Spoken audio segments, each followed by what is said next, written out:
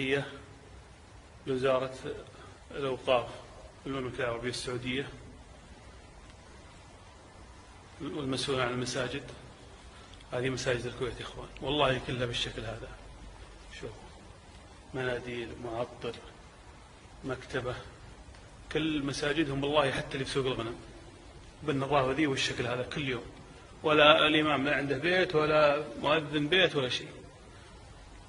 حسبنا الله ونعم الوكيل اللي ائتمنتهم الدولة على هالكلام هذا. وشوف والله بالكويت يا إخوان ما شاء الله، والله مساجد يضرب بها المثل. الحين بوريكم الله يكرمكم دورة المياه يوميا وش يوميا، كل وقت غسيل بالترتيب حاطينهم الله يكرمكم هديان.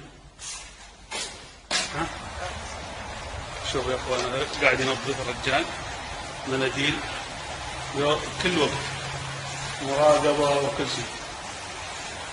يا الله صابون شيء، والله كل المساجد كذا. هذه بالكويت يا أهل السعودية، جزاك الله خير.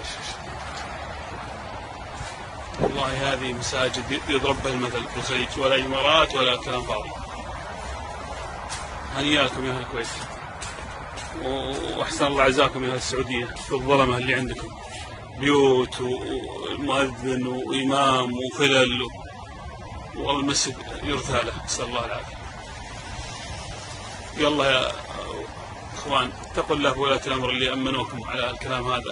وزارة نايمة، والله اشتكينا لها عن بعض الأئمة وأنهم ما أعطونا وجه، يقولون كل المساجد كذا. السلام عليكم ورحمة الله.